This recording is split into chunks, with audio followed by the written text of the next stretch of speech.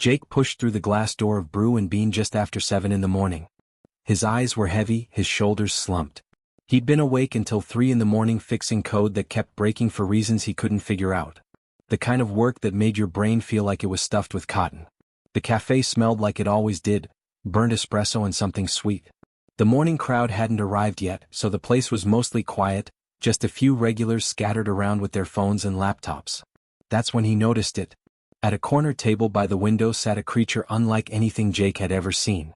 Its scales were a deep blue-green color, almost like looking at water in moonlight. It had wings folded against its back, massive things that seemed to shimmer with an inner light. Its eyes were enormous and glowed with a soft amber color. The thing was just sitting there, staring at a glass of water that hadn't been touched. Nobody else seemed to pay it any attention. A couple of people had moved away from nearby tables, choosing spots farther from the creature instead. Jake ordered his usual, a large coffee, black, 2 sugars. He grabbed the cup from the barista, who gave him a nervous look but didn't say anything. Then, instead of heading to his usual spot by the wall, Jake did something he couldn't quite explain. He walked right over to the creature's table. "Mind if I sit here?" Jake asked, pulling out the chair across from it.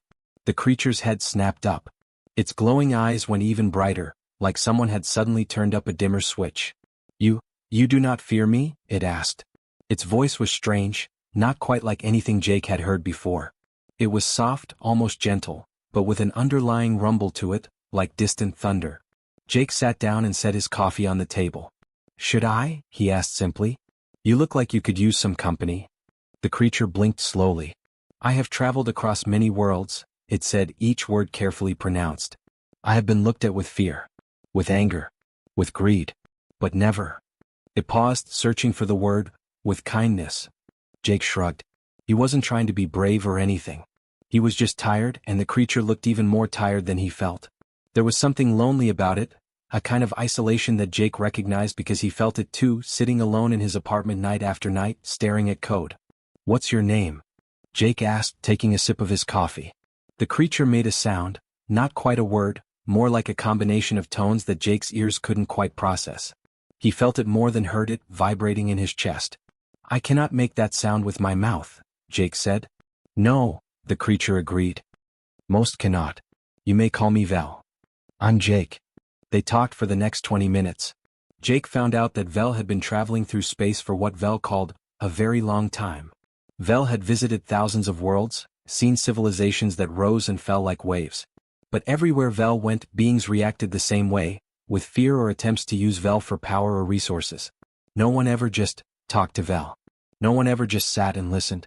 Jake told Vel about his job, about the frustration of code that wouldn't work, about feeling stuck in a life that didn't quite fit. Vel listened like every word mattered. When Jake talked about being alone, Vel nodded and said, "I know this feeling very well." When Jake finally looked at his phone, he realized he was already late for work. He stood up and Vel's eyes dimmed slightly. "You are leaving?" Vel said. It wasn't a question. "Yeah, I gotta get to the office," Jake said, grabbing his empty cup. "But I come by here every morning. Same time usually." Vel's eyes brightened again just a little. "You will return?" "Yeah," Jake said, and he meant it. "I'll be here tomorrow." Jake walked out into the morning sun, heading toward the bus stop. Behind him in the cafe, Vel sat very still, watching through the window as Jake disappeared into the crowd of morning commuters. For the first time in hundreds of years, maybe longer, Vel felt something shift inside. It was a small thing, barely noticeable, like a single star igniting in an endless darkness. It was the feeling of being seen, of being treated like something that mattered. Vel looked down at the untouched water and smiled. A real smile, not the polite expression Vel had learned to wear in front of hostile species. Tomorrow morning couldn't come fast enough. Jake woke up the next morning at 6, earlier than usual. He told himself it was because he had things to do, but the truth was simpler. He wanted to see Vel again. There was something about that creature that had stuck with him all night. He'd gone home, eaten some leftover pizza, and tried to sleep, but his mind kept replaying the conversation. The way Vel had listened. The way those glowing eyes had tracked every word Jake said, like nothing else in the world mattered. He showed up at Brew and Bean at 6:30. Vel was already there, sitting at the same corner table, staring out the window at the empty street. When Jake walked in, Vel's whole body seemed to shift. Those amber eyes lit up even brighter. "You came back," Vel said. "Of course I came back," Jake replied, sitting down. I said I would. Over the next 2 weeks, Jake fell into a new rhythm. He'd wake up early, shower, grab his bag and head straight to the cafe. His co-workers started to notice he was getting in later than usual, but his work had gotten better somehow. He was more focused, more alive. The cafe became his sanctuary, and Vel became the reason he looked forward to mornings for the first time in years. Jake learned that Vel had been traveling alone for what Vel described as a long stretch of time. Centuries maybe. Vel had visited so many worlds that Vel couldn't remember them all. Places with 3 suns, planets made mostly of ice, civilizations that existed in dimensions Jake couldn't even imagine. But everywhere Vel went, something was missing. Connection. Real connection. Not the kind where people wanted something from you or feared you. Just being with someone who cared that you existed. I have learned to be alone, Vel said one morning, stirring a cup of tea. Vel had started drinking tea instead of water. Jake had suggested it. But learning and enjoying are not the same thing. Jake nodded. He got that. He'd learned to be alone too, but he'd never enjoyed it. He worked in an office full of people but felt disconnected from most of them. His last relationship had ended because his girlfriend said he was emotionally unavailable, which basically meant he didn't know how to let people in. His family lived far away and they only called on holidays. So there was a lot of alone time in Jake's life, but not by choice. He started telling Vel about this stuff. About how his job felt pointless sometimes. Just fixing other people's code, making other people's problems disappear while his own kept piling up. About how he'd gone on 3 dates in the past year and each one had ended with him feeling more empty than before. About how sometimes he'd sit in his apartment on Friday nights and realize he had no one to call, nowhere to be. Vel listened. Not the way people usually listened, checking their phones or waiting for their turn to talk. Vel actually listened. Vel asked questions. Vel remembered things Jake had mentioned a week before and brought them up later. You carry a heaviness, Vel said one morning about 10 days into their routine. I can see it in how you hold your shoulders. Yeah, Jake admitted. I guess I do. One morning Vel placed something on the table between them. It was a stone about the size of a golf ball, smooth and perfectly rounded. It had streaks of color running through it, blues and greens and hints of purple, like someone had painted a sunset into solid rock. What is this? Jake asked, picking it up. It was warm to the touch and somehow that made it feel more real, more precious. From Kepler 442b, Vel said quietly. A world I visited 3 cycles ago. I found many stones on that world, but this one. Vel paused. When I held it, I thought of you. I thought, Jake would like this. So I kept it. For when I saw you again. Jake stared at the stone. His throat felt tight. He couldn't speak for a moment because something inside him was breaking open in a way he didn't expect. No one had ever thought of him like that before. No one had ever seen something beautiful and thought, that reminds me of Jake. I should give that to him. Thank you, Jake finally managed to say. You are welcome, Vel replied, and there was a smile in Vel's voice. After that, their mornings became something sacred. Jake started showing up even earlier, sometimes arriving 15 minutes before Vel. He'd sit with his coffee and wait. His co-workers definitely noticed the change. He was arriving late to work more often now, but somehow his productivity had skyrocketed. His boss even mentioned it in a meeting. Jake had been doing good work lately. His whole demeanor had shifted. He smiled more. He made jokes. He seemed like someone who had something to live for. The truth was simple. Jake did have something to live for now. He had these mornings. He had Vel. And for the first time in a long time, that felt like enough. 3 weeks into their routine, Jake had stopped thinking of Vel as an alien. Vel was just Vel, his friend. The person he looked forward to seeing every morning. They developed their own little traditions. Jake always ordered a cappuccino for himself and a chamomile tea for Vel. They sat at the same table. They talked about everything and nothing. It felt normal, comfortable, like something that had always been part of Jake's life. That morning started like any other. Jake arrived at 6:45, ordered the drinks and sat down across from Vel. Outside, the sun was just starting to break through the clouds. The cafe was still mostly empty except for a few regulars who now nodded at Jake and Vel like they were part of the furniture. How was your night? Jake asked, settling into his chair. Vel started to answer, but then something changed. A sound, a high-pitched chirp that didn't sound natural, came from somewhere near Vel's wrist. Vel's whole body went rigid. The glowing eyes dimmed just slightly. Excuse me one moment, Vel said and reached down. What happened next made Jake's breath catch. A hologram burst into existence above Vel's wrist. It was bright, almost blinding, with colors that seemed to shift between red and gold. Jake saw star charts, intricate maps of space with coordinates and symbols he didn't understand. Behind those charts was an image of a massive throne room, all columns and arching ceilings, impossibly grand. Military insignia floated through the hologram, symbols of authority, power, control. And then a voice. It came from the hologram but also seemed to come from everywhere at once. It was deep and commanding, the kind of voice that made you sit up straighter without meaning to. Your luminescence, the voice said.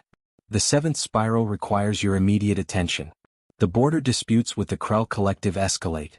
We need your guidance. The throne awaits your.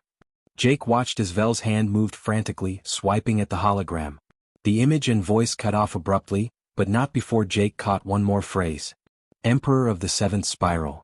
Silence fell over the cafe. Not the peaceful kind of silence Jake was used to. This was heavy. The kind of silence where something fundamental had just shifted. Jake stared at Vel. Vel wouldn't meet his eyes. The scales on Vel's neck had flushed a deep purple color, almost like blushing. Vel's wings rustled nervously. Vel, Jake said slowly. Did that just say, Emperor? It is complicated, Vel said, finally looking up. There was something like shame in those glowing eyes. I did not know how to explain. I was not certain you would, that is to say, I feared. You're an emperor? Jake interrupted. He wasn't angry. He was confused. His brain was trying to process this information and failing. I am, Vel admitted quietly. I have ruled over what you would call the seventh spiral for approximately 12,000 of your years. It is a vast territory with billions of beings under my governance. I have ships and armies and resources beyond your understanding. I have power that... Jake held up his hand. He needed a second to think. He looked at Vel, really looked at Vel. The same creature he'd been sitting with every morning for 3 weeks. The creature who'd brought him a stone from another world and said they'd thought of him. The creature who listened to every word Jake said like it was the most important thing in the universe. Then Jake did something that surprised even himself. He reached across the table, found the wrist device that was still projecting faintly, and gently turned it off. The hologram vanished. The commanding voice stopped mid-transmission somewhere across the galaxy. Jake leaned back in his chair and took a sip of his cappuccino. Your coffee's cold, he said simply. And I don't care how many thrones you keep or how many armies you command or how important the seventh spiral thinks you are. You're still just Vel to me. Vel's eyes widened. The purple flush in the scales deepened. You are not angry? Vel asked softly. Should I be? Jake replied. You're still the same person, well, creature, who's been sitting with me every morning. You still like tea. You still listen when I talk about my terrible job. You still brought me a stone from another world because you thought of me. Jake paused. That doesn't change because you happen to rule galaxies or whatever. Vel's wings trembled. No one has ever said such a thing to me. In 12,000 years, no being has ever looked at me and not seen the power, the status, the throne. They see only what I can give them or what I can take from them. But you. I see you, Jake said. He meant it. The barista walked by, refilled their cups without commenting on the strange creature or the suddenly serious atmosphere. Life went on around them, normal and mundane and beautiful in its ordinariness. Vel reached across the table and placed a scaled hand over Jake's. It was warm, and underneath the scales, Jake could feel something trembling. I am afraid, Vel said. Afraid this will change things. Afraid you will want me to be emperor instead of simply... Vel. It won't change anything, Jake said. Not for me. Not for us. Unless you want it to. Vel pulled the hand back slowly as if afraid Jake might disappear if the contact broke. But Jake was still there, drinking his cappuccino, looking at Vel with the same acceptance and kindness he'd shown from day one. For the first time in 12,000 years, an emperor felt like they could finally breathe. By noon, everything had fallen apart. Jake was at work when his phone started buzzing. Messages from news outlets. Notifications from social media. His coworker Derek leaned over from the desk next to his. Dude, are you seeing this? Some alien just showed up on the news. Says it's some kind of emperor or something. They're saying it's been hiding in the city. Jake's stomach dropped. He pulled up the news on his phone. The headline was impossible to miss. Galactic Emperor missing, diplomatic crisis unfolds. There were pictures of Vel, though they tried to make them look official and threatening instead of the gentle creature Jake knew. News anchors were speculating about invasions, about whether humanity was under threat, about why an emperor would abandon their throne. Jake didn't think. He just grabbed his bag and left. When he got back to the cafe, the place was chaos. There were government vehicles parked outside. Men and women in suits were standing around with clipboards and serious expressions. News vans were setting up across the street. But inside the cafe, sitting calmly at their corner table like nothing was happening, was Vel. Jake pushed through the door and walked straight to the table. Vel looked up, and those amber eyes were full of worry. "Jake, I'm sorry. I did not intend for this to happen so quickly. The signal I sent inadvertently revealed my location. The council has sent representatives. They are demanding I return to the throne immediately. There are fleets gathering at the edge of your solar system. They say if I do not comply." "We're leaving," Jake said. "What?" "We're leaving," Jake repeated. He sat down and grabbed Vel's hand. "Right now. We're getting in my car and we're driving away from this city, and we're not stopping until we figure things out." Vel's scales flushed with that familiar purple color. "Jake, you do not understand the scope of what is happening. The Galactic Council does not negotiate. They do not accept refusal. Billions of beings depend on my governance. Entire star systems could collapse without proper administration. There are trade routes, security agreements, peace treaties that require my signature. I cannot simply abandon." "You can," Jake interrupted. "You can do whatever you want. That's the whole point of being you, right? You get to make choices." A government official noticed them and started walking over. Jake stood up quickly. "Come on," he said to Vel. "Jake, they will arrest you. They will question you. This is not your responsibility." "Yeah, well, you're my friend," Jake said simply. "So it kind of is." Vel stood up. For a moment nothing happened. Then Vel's wings unfurled slightly, and those glowing eyes locked onto Jake's face. In that look, Jake saw 12,000 years of isolation. 12,000 years of being obeyed but never understood. 12,000 years of power that meant nothing because there was no one to share it with. "Okay," Vel said quietly. "I choose this. I choose you." They walked out the back door of the cafe. Jake had a car parked in the lot behind the building. An old Honda Civic that he'd owned for 7 years and never really taken anywhere interesting. He unlocked it, Vel somehow folded that massive body into the passenger seat, and Jake drove. He didn't have a plan. He just knew he needed to put distance between them and the city. They drove for an hour in relative silence, just the sound of the engine and the occasional news bulletin on the radio talking about the missing emperor and the diplomatic crisis. "Where are we going?" Vel finally asked. Jake thought for a moment. Then he remembered something he'd mentioned weeks ago during one of their morning conversations. Something he'd said while talking about places he wanted to see but never had. "The ocean," Jake said. "I've never actually been to the coast. I've lived on this continent my whole life, and I've never seen the actual ocean." "Have you?" "I have seen oceans on 17 different worlds," Vel replied. "But I have never seen yours." Jake smiled despite everything. "Then that's where we're going." They drove south, out of the city limits and into highways lined with trees and open sky. Jake's phone kept buzzing with calls and messages, but he ignored all of it. Behind them he could see in the rearview mirror that they were being followed, first by government vehicles, then by news trucks. But then Jake took an exit toward a smaller coastal town, and the followers fell back. Maybe they didn't want to cause a scene with too many civilians around. Maybe they were waiting for orders. Jake didn't care. He just drove. When they finally saw the ocean, Vel made a sound Jake had never heard before. It wasn't words. It was something deeper, something that vibrated through the car like an engine rumbling. Vel's scales lit up brighter than Jake had ever seen them, casting amber light across the dashboard. Jake pulled into a parking lot near a beach that was mostly empty. It was a weekday afternoon in late autumn, and most people had better things to do. He turned off the engine and they just sat there for a moment. "It is beautiful," Vel whispered. "Yeah," Jake agreed. "It is." They got out of the car and walked down onto the sand.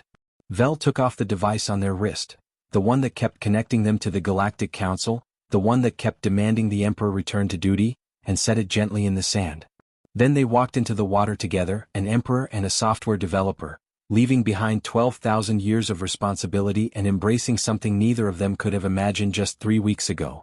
For the first time, Vel was not an emperor making choices for billions. For the first time, Jake was not alone. And that was enough. 6 months later, Jake sat in a chair that was way too fancy for someone like him. He was in a room that had ceilings so high you'd need binoculars to see them properly. The walls were made of some kind of material that shifted colors depending on how the light hit it. There were dignitaries from 100 different worlds gathered around a massive table, all waiting for one being to enter. When Vel walked in, everything changed. The room fell silent. Vel's scales gleamed under the artificial lighting of the imperial palace. Vel moved with a kind of grace that Jake had never seen before, not the nervous, careful movements of someone hiding who they were, but the confident stride of someone who had finally accepted themselves. "Thank you for gathering," Vel said, and the voice that filled the room was no longer hesitant or apologetic.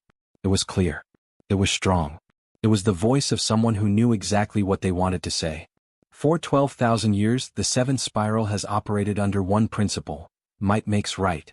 We have conquered territories. We have accumulated resources. We have built armies. We have done all of this because we believed that power was something to be seized and held at any cost. Vel paused, looking out at the assembled beings. I was wrong. Jake watched from where he stood at the side of the room. He still felt out of place here, a human among aliens, a software developer among intergalactic rulers. But Vel had insisted he be present. You are part of this, Vel had said that morning. You are part of everything that comes next. I have learned something, Vel continued, from the most unlikely of sources. I learned it from a human who had nothing to offer me except his time, his presence, his willingness to see me as something more than a title or a throne.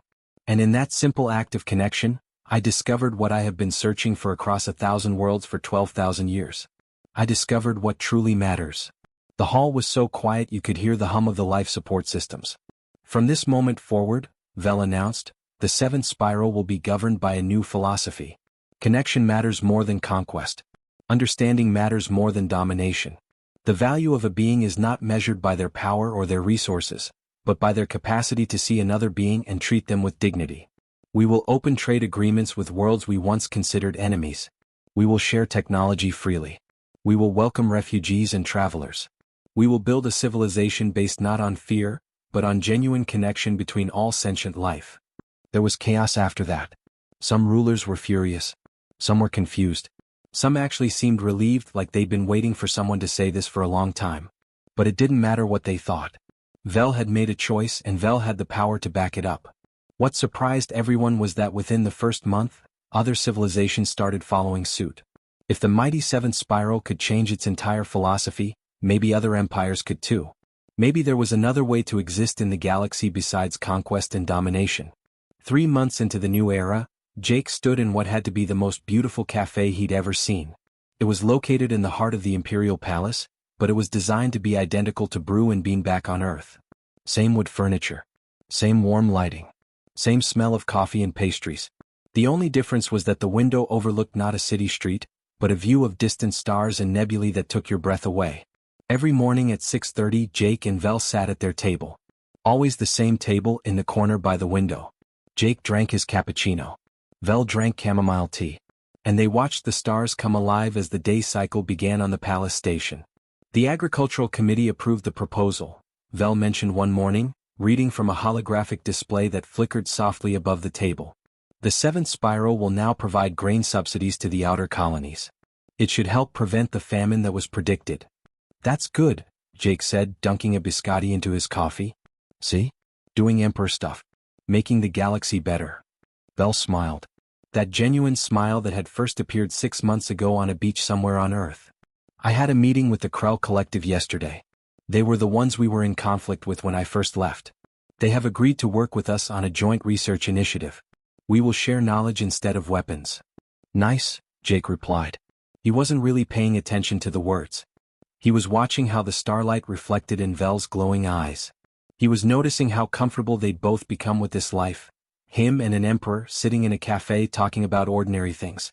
Vel set down the holographic display and looked directly at Jake. Do you regret it? Coming here? Leaving your world behind? Jake considered the question seriously. Sometimes I miss the old cafe, he admitted. And I definitely miss good pizza. Earth pizza is way better than alien pizza. Also, I miss not having everyone stare at me like I'm some kind of alien myself. He paused. But no, I don't regret it. Not even a little bit. Why? Vel asked, and Jake could hear genuine curiosity in that question. Because you matter, Jake said simply. And back on Earth, I don't think I mattered to anyone. But here with you, I matter. You see me. You actually care about what I think and how I feel. That's not something I'd trade for all the pizza in the universe. Vel reached across the table and took Jake's hand. The scaled fingers were warm and gentle. I was lonely for so long, Vel said quietly. I thought power would cure that. I thought conquest would make me feel alive. But I was wrong. Loneliness is not cured by having more. It is cured by having someone who understands you. Someone who chooses to stay. Around them, the cafe filled with beings from 100 different species. Some were palace staff.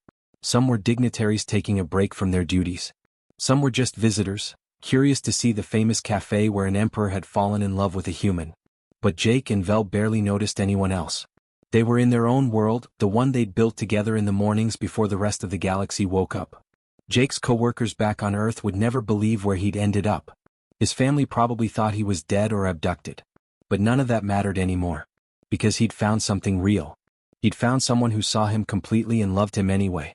And Vel, an emperor who ruled billions, had found something equally rare.